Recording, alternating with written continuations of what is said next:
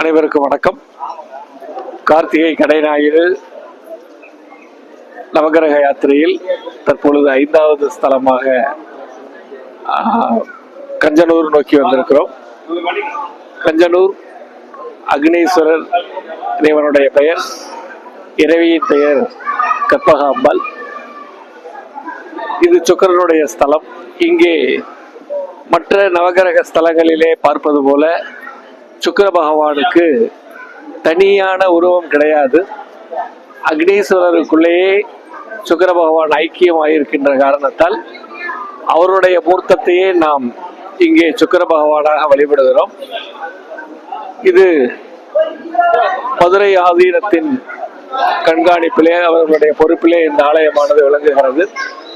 தற்பொழுது கும்பாபிஷேக திருப்பணிகள் எல்லாம் நடந்து கொண்டிருக்கிறது. அம்பாள் சன்னதிக்கு தனி ராஜகோபுரத்துடன் கூடிய வாயில் செய்து கொண்டிருக்கிறார்கள். மற்ற ஒட்டுமொத்த திருப்பணிகளும் சிறப்பாக நடந்து கொண்டிருக்கிறது. நமது அன்பர்கள் வாய்ப்பிருக்கும் போது இங்கே வந்திருந்து அக்னீஸ்வரரையும் அவர் மூலமாக சுக்கிர பகவானின் அருளையே பெற்றோரையை கேட்டுக்கொள்கிறோம்.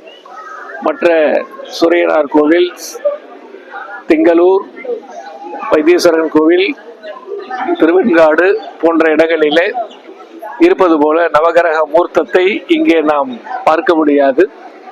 அக்னீஸ்வர பகவானே நின்ற கோலத்தில், கற்பகாம்பாளும் நின்ற கோலத்திலே உற்சவர்களாக இங்கே காட்சி கொடுக்கிறார்கள். அவர்களே நாம் சுக்கிர பகவானாக இங்கே வழிபட வேண்டும் என்பதை மனதில் கொள்ளுங்கள். நன்றி, வணக்கம்.